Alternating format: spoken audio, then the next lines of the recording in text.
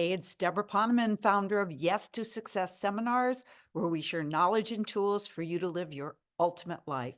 And Ageless, anti-aging for your brain, body, and future. So the other night I was listening to a talk by the great teacher and healer from Australia, Master John Douglas. To me, he's one of the wisest and most powerful teachers and healers on our planet today. And he was talking about kindness.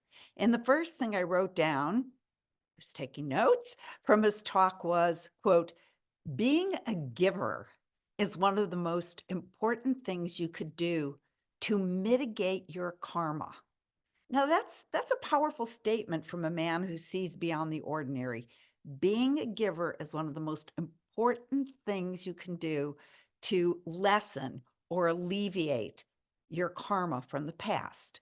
Well, that was very exciting to me. I thought, wow, so no matter how gnarly your karma is from the past, you can like mitigate it just by being kind. And then he used the example of the tithe, and he said, like, when you tithe, people think, I'm going to test this out and give 10% and see if my finances improve. But he said, that is not the attitude you want to be giving with. We give for the pure joy of giving, not to see what we'll get back. And then he added that we will eventually get back. Sorry. We give for the pure joy of giving and not to see what we're going to get back. And then he added, we'll eventually get it back, but we need to be patient. And his last sentence that he almost said under his breath was, what I've seen is that most people stop just before they get the rewards and they miss the magic karmic recalculation moment. The karmic recalculation moment, I mean, think about that. We know that as you sow, so shall you reap. We know that no act of kindness, however small, is ever going to be wasted. We know that the giver always gets more than the receiver. But did you ever think that you might give up on giving, give up on kindness a moment too soon, just before the karmic recalculation moment? So I want to tell you a story about one of my favorite givers. And his name is Daniel, and he happens to be my son. And ever since Daniel was a little guy, he was a natural giver. And he also loved basketball. Those of you who have been listening to these for years, you know Daniel loved basketball and still does. And he was firmly entrenched in the basketball community in Chicago from the time he played small fry basketball in grammar school. So one day when Daniel was I think he was a freshman in high school, he was asked by a gentleman at least 3 times his age if he would help that gentleman recruit players for his nonprofit, no, for-profit high school basketball player showcase. Showcases are when players play against one another in a round robin and college scouts come and watch them. The price tag to be in this particular showcase was several $100s. This didn't seem like a huge price for the potential to be seen by a college coach and hopefully be offered a life-changing scholarship. But Daniel soon discovered that most of the potential showcase participants he contacted didn't have that kind of money. In fact, many, if not most, didn't even have the money for the train fare to get to the showcase, which was being held in a far northern suburb of Chicago. So Daniel asked the organizer if he could reduce the price for the kids with the greatest need, and the answer he received was no. That moment was the catalyst for the formation of Daniel's nonprofit. It was originally called Shot in the Dark Foundation. Now it's Edify, Edifye, Edify. But he founded Shot in the Dark Foundation at the ripe age of 15, and he began putting on free basketball showcases for kids in the more challenged neighborhoods of Chicago. His plan was that he would solicit donations from donors, and those donations would pay for the thousands of dollars in expenses which it took to put on basketball showcases, renting the gym, paying the refs, paying the triage, buying the jerseys for the kids, giving them lunch. But any player would be invited to play in the showcase no matter what their financial status was. and thus have a chance to be seen by college coaches and potentially get a scholarship and an opportunity for a radically different life. So Daniel's first showcased, and of course, we are never the discouragement committee for any of our kids' ideas because I teach that an idea comes to you because God, the creator, source, spirit, chooses you as the person who could probably do a good job at bringing that idea to fruition. So it gets whispered into your ear. So who would we? I mean, we have no right to be the discouragement committee for our kids' ideas or our friends' ideas for that matter. Anyway, Daniel's first showcase had about 20 coaches and maybe, I don't know, 40 or 50 players. And then his next one had probably 40 coaches and maybe 100 players. And his last showcase had 140 coaches and more than 350 players. And to date, his foundation has generated over $70 million in college scholarships for kids in the Chicago area. So you ask, what does this have to do with mitigating your karma? Well, one day after a very successful showcase, probably a second or third year, um, and this one was clearly going to generate millions in scholarship dollars for the kids in attendance, I finally said to Daniel, who never took a penny, I asked him if there's any way that he could maybe make some money for himself. And he said, I'll never forget, he said, Mom, be patient. I'm building relationship capital. Actually, he said, chill, Mom. I'm building relationship capital. Well, that sounded like a good idea. So I let go for a while.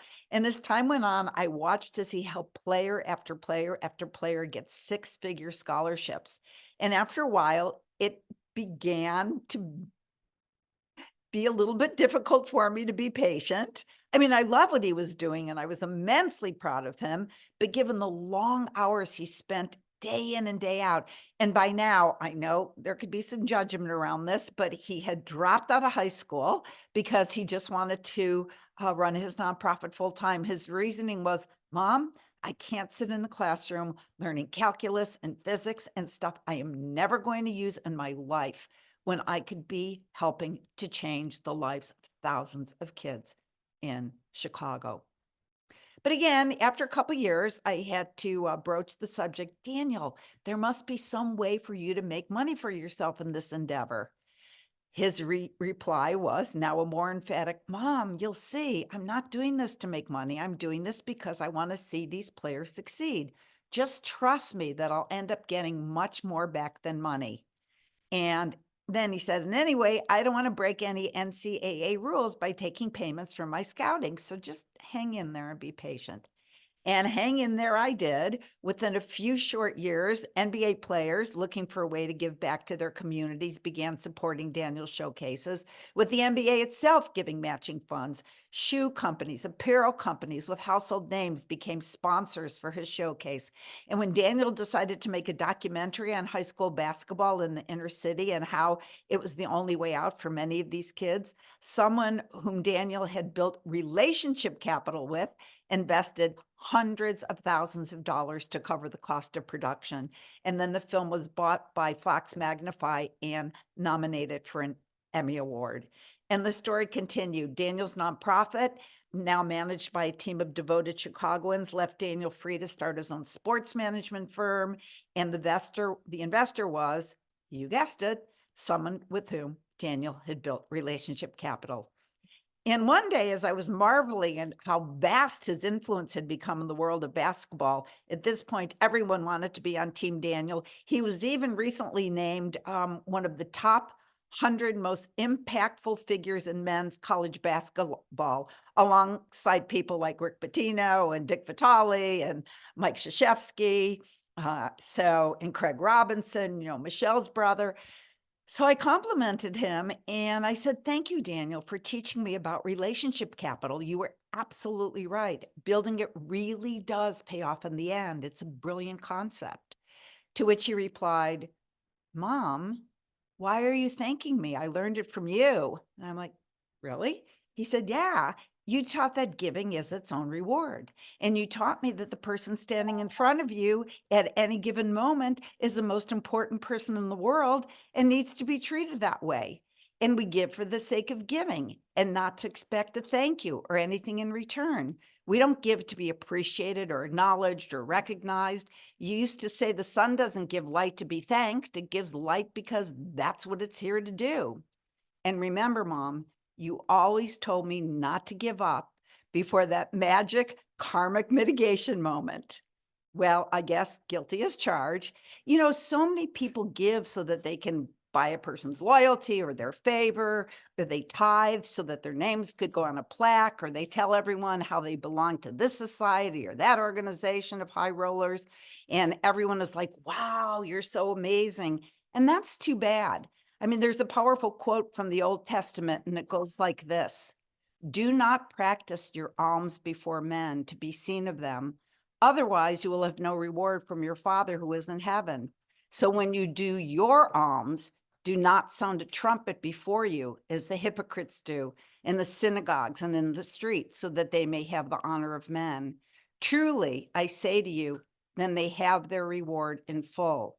But when you give, do not let your left hand know what your right hand doeth, and then you will have your reward from your Father who is in heaven. In other words, when you give, whether it's a tithe or a random act of kindness, don't do it for the recognition. Just keep doing those acts of kindness or charity without a thought of return. Don't keep score, because if you give just for the pure joy of giving, then you'll be building relationship capital where it's most important, and that is with Source, Spirit, the universe, the God of your understanding. And one day you will have that karmic recalculation moment, that watershed moment, that when the good you do tips the scales and life gives you the most precious reward, an abundance of divine grace. So thanks for listening, and may you enjoy creating relationship capital. Bye for now.